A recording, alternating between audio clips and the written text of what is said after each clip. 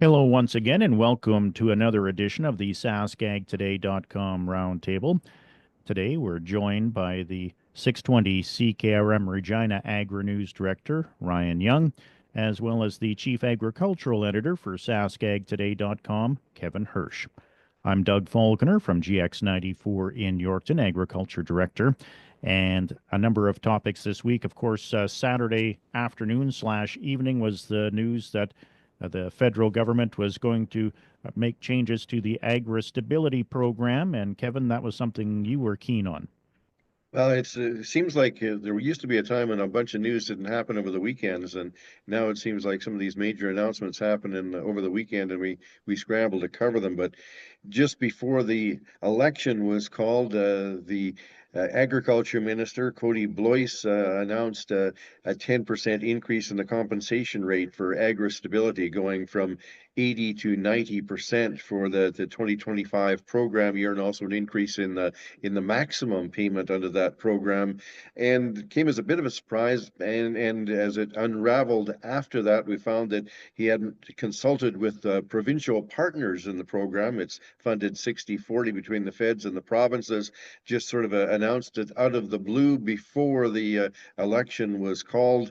Uh, Probably more to do with optics than anything else. It's not like it will be immediate assistance to producers, and it won't increase the number of producers who actually qualify for agri-stability because the trigger wasn't changed, just the compensation rate if you do end up having yourself in a claim position. So various reaction from various farm groups, but I do think that agri-stability, if we're going to look at a way to equitably compensate producers for grain price drops and all of the things tariff related, that agri-stability is a good tool to use, but it's got some drawbacks in that not a lot, and not maybe only half of producers are actually enrolled in agri-stability. We also heard that Manitoba, for instance, came out excited and in favor of it and ready to sign on the dotted line. But Saskatchewan was very critical of the announcement, suggesting that there's nothing that can really be done until after the federal election anyway. It's true. So it's a bit of optics, but I would believe that if the feds are offering this, that Saskatchewan and all the other provinces would be hard pressed not to sign on if that's the offer in this fast changing environment. I know a lot of people ask how many producers are actually enrolled in agri-stability. So I did some checking with Saskatchewan Crop Insurance Corporation that administers agri-stability in the province, and they said that based on cash income, net cash sales, that just over 50% has been covered over the last 10 years, and that has remained relatively stable. And that 50% aligns quite favorably with what the statistic is in other provinces. So, again, that's a measure of total cash sales and how much of that is covered under agri-stability, according to the province. The other question, how many producers are bumping up against that $3 million maximum? And the information I got back was that between 2019 to 2022, fewer than 10 program participants in Saskatchewan actually received that maximum $3 million compensation. So the maximum rate up to this point does not seem to be an issue for most producers. Interesting. As well, we heard because of the federal election being called for April 28th, a number of farm groups came out with their wish lists and wanted to check with the candidates on it. And Ryan, I know you spoke with representatives from the Saskatchewan Cattle Association and the Agricultural Producers Association of Saskatchewan. I did, yes. And before I get into some kind of a general sense of what they're asking for, if you want to complete details of what they're looking for, you can head on over to saskagtoday.com. I have all the election priorities attached to the story, so you can look at what APAS is looking for from federal candidates, as well as the Saskatchewan Cattle Association. So starting with Bill Probilski, while we were kind of chatting on the Saskatchewan Ag Summit, and I'm sure we'll get into that in just a moment, we kind of talked a little bit about the election and some of the things that they're kind of looking for from candidates is their stance on particular things, such as grain contracts, modernizing those. We know that's an issue that APAS has always been kind of at the forefront with. making regulations more efficient and favorable for producers as well. That's another issue as well, or concern, however it could be phrased, that they're looking for answers from. And from the Cattle Association as well, they had kind of four key areas that they were kind of looking for regulations, value added in Saskatchewan. So that kind of pertains to irrigation projects, and they want whoever's going to form the next government to invest in some major irrigation projects here in Saskatchewan, such as the Lake Diefenbaker irrigation project. They want direct investment, not loans. So that's one thing. Another is business risk management from both groups as well. They want improvements to business risk management programs. And for the Cattle Association in particular, the livestock tax deferral, some improvements there. Making livestock price insurance a permanent part of the suite of BRMs. That's another thing that they're looking for from candidates, some commitments on those. So those are just kind of the few examples of what they're kind of looking for out of candidates. I know the Conservatives are the only ones that have a full slate for this campaign, and the rest are catching up. So we'll see if and when we'll hear the responses from all the candidates as to how they're going to commit to these certain issues. Kevin, do you believe those groups are heading in the right direction? I think there's some very reasonable requests regarding regulation, regarding cost sharing with livestock price insurance, some nuts and bolts things that should be done. I just fear that in the current climate we're in, it's such broad brush, fast moving stuff with tariffs and Trump and affordability from Canadians in general that, yeah, agriculture is receiving some attention, but there's so many other issues going on out there. And it's interesting to watch the polling situation and how the Liberals in most polls are now substantially ahead. If the Liberals and the Conservatives actually end up at the same popular vote, percent of the popular vote, the Liberals win because their votes are more efficient.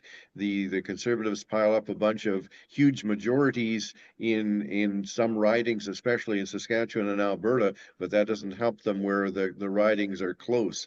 So I think that a few months ago we would have been astounded to see the rebound in Liberal fortunes according to polling, but it's all due to the Trump factor and things no longer being very easy to try to figure out. Now, Kevin, earlier this week, you provided us with some information on the Agriculture and Agri-Food Canada Principal Field Crops Report. Anything of note out of that? Well, the of note is that almost all crops from the current crop year to next crop year are expected to be down in price, with some very large price drops expected for canola, and that's I guess not too surprising when you look at the tariff situation, both China and the what's happening out of the U.S. And also American biofuel policy. Canola actually did, though, stage a comeback this week, and I was just looking back at the elevator bids that I receive on my text message every morning, and the low was this Monday at under $12 a bushel delivered in my area for canola to this particular elevator company. By the end of the week, by Friday, the bid had increased by about 90 cents a bushel. So it has climbed back after the shock of those Chinese tariff announcements from the previous week. Ryan, I guess that plays into your discussion with Adam Pacallo about oilseed and grain prices this week. Yeah, that's right. And he kind of supports what Kevin was alluding to just moments ago here. I'm just going to pull up some of the numbers that Adam mentioned to me this morning. So he mentioned the May canola contract was up about $37 a ton on the week. He said that it didn't hit the low set on March 17th of 571.70, so it was kind of nice to see it gain ground this week in light of the Chinese tariffs that really knocked it down. So a nice recovery there. He also mentioned soybean prices have supported canola this week, so that's another positive thing. I also asked him about conversations that he's had with farmers recently, if they've changed their minds on planting intentions or if they're going to ride it out. And he said for the most part that a lot of farmers that he's talked to are sticking with their seeding intentions of seeding canola regardless of how the tariffs are going to turn out. I know there's still a lot of uncertainty about that. And any other farmers that he's talked to, they've made only minor adjustments to their seeding plans. So overall, they're kind of set in their ways when it comes to canola. And then for wheat, it was a little bit opposite. May Minneapolis wheat, that contract was down 26 cents a bushel on the week.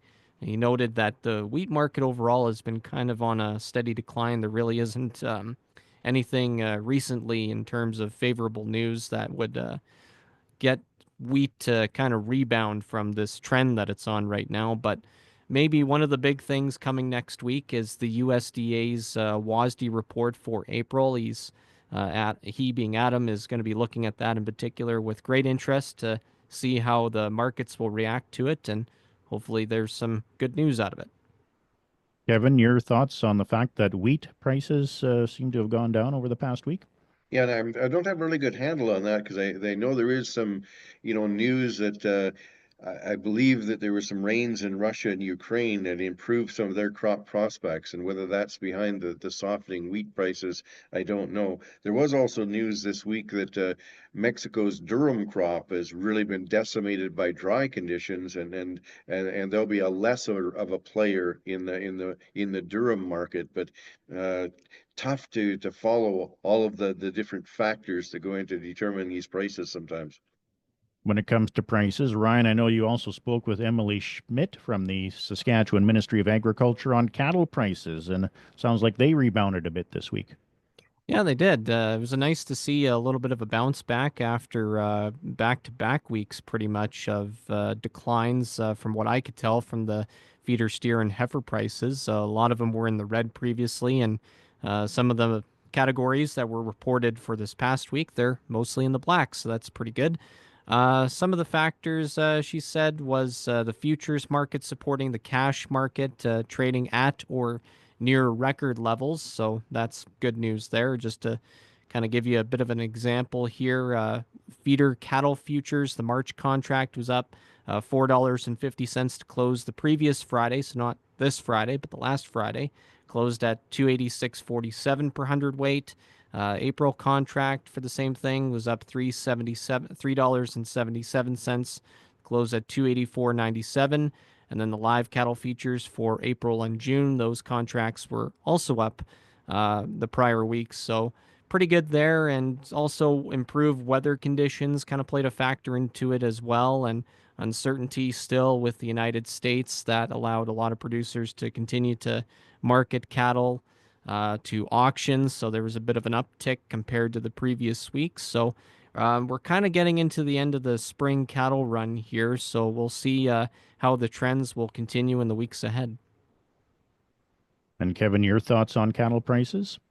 Yeah, it's good to see that they have rebounded from that bit of a dip, but I think it really will be interesting to watch the April 2nd announcement of reciprocal tariffs out of the U.S. and what that does to a whole bunch of commodities as we find out that news and the market tries to digest what it's going to mean for trade.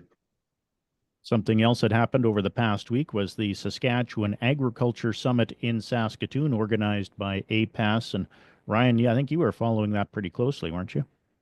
Yeah, it was a little bit. One of our peers, Neil Billinger from CJWW in Saskatoon, he was over at the Ag Summit, kind of covering some of the presentations. And one of the things that he kind of talked a little bit about was an expert talking about how tariffs would have not so much of an immediate impact on fertilizer, but could have an impact on the medium and long term. It just all depends on what President Trump is going to do and what he feel like's doing on a day-to-day basis. So it's really kind of hard to gauge, just a concrete impact.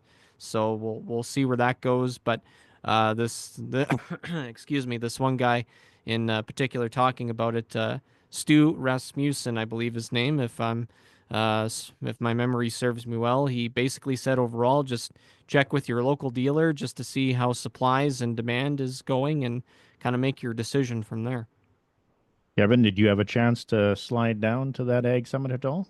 No, actually, I'm out of province as we speak, so I didn't have a chance to do that. But I listened to Ryan's coverage of Stu Rasmussen, who's with Blair's Fertilizer, And the good news at this point is that most farmers have most of their fertilizer on farm or ready for pickup.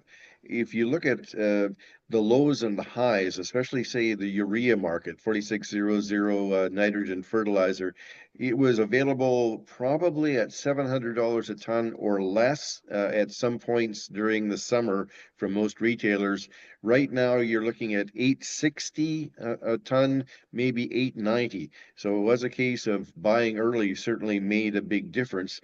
In the case of phosphate fertilizer, and most of that comes from the US, that price has stayed stubbornly pretty high all year long, and there's not been much of a buying opportunity. But again, in this uncertain environment and the fact that there's going to be reciprocal Canadian tariffs on fertilizer, if the US goes ahead with its tariffs, it's really good advice to make sure that you've got your fertilizer supply. A lot of producers buy most of what they need, and not knowing just how it's all going to pan out towards the end of seeding, they go purchase the last little bit at the end of seeding. Well, it might be an expensive last little bit if the way the market has gone. All right. And finally, of course, on Thursday, Saskatchewan Premier Scott Moe held a news conference, and he talked a bit about the fact that this province is going to be carbon tax free come April 1st. Ryan, that was something you did some work on.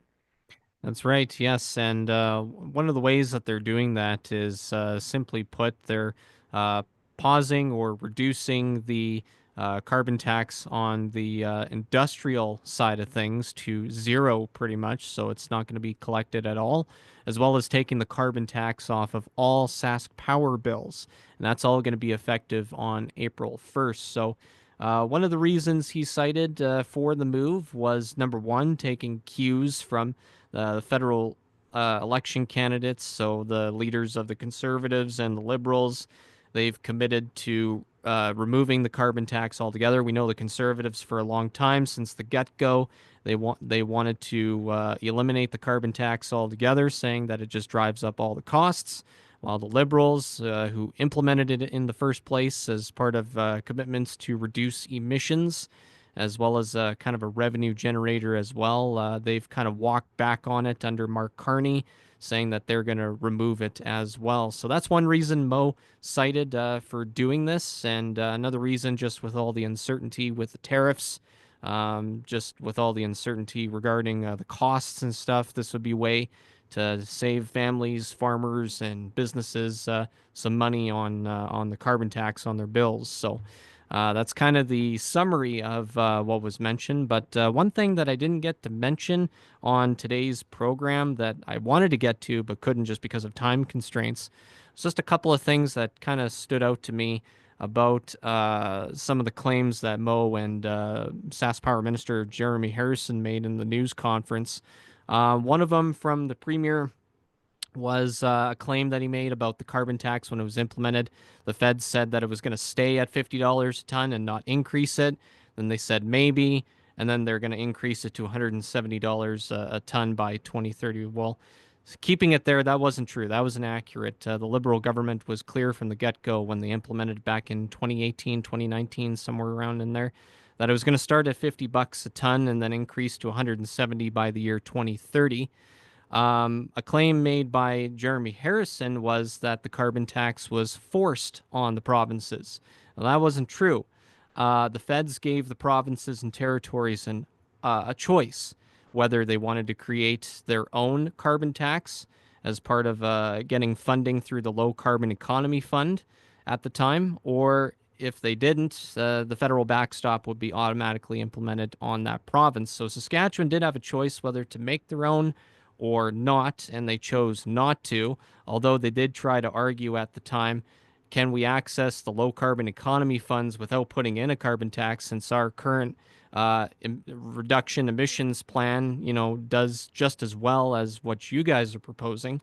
And the feds said no, and that kind of started this whole feud between the Liberal government and the Sask Party provincial government. So just a few things to kind of clear the air up on that I felt was kind of relevant in the news conference. But overall, personally, I'd love to save a few bucks off of my Sask power bills. So once again, no carbon tax come April 1st. And Kevin, your reaction to that news? Well, of course, that puts a big hole in the budget when you cut that. But I think, as I understand it, the Prime Minister Mark Carney has promised to, or has reduced the carbon tax, the consumer carbon tax to zero, but the industrial carbon tax remains federally. The Conservatives have promised that if they were to form government, they would cut the industrial side of the carbon tax as well. So I tend to think that Saskatchewan government thinks that, to be in line with what's being promised by one of the federal political parties, that they should also cut the industrial side of the carbon tax.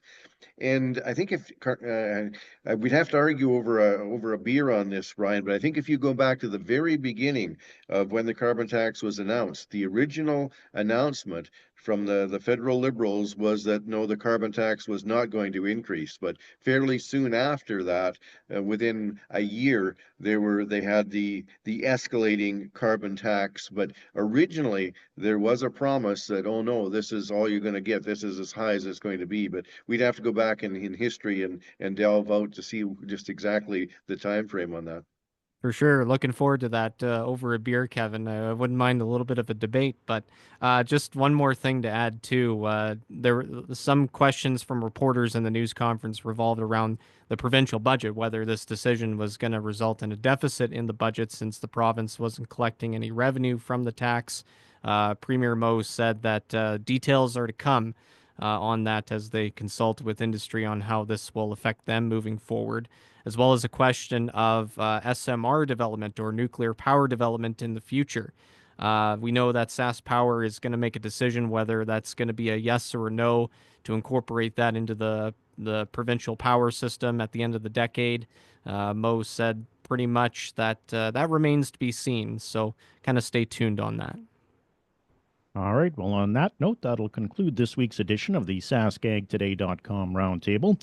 On behalf of Chief Agricultural Editor for SaskAgToday.com, Kevin Hursh, and 620 CKRM Regina Agri-News Director, Ryan Young, I'm GX94 Yorkton Agriculture Director, Doug Falconer, saying so long until next time.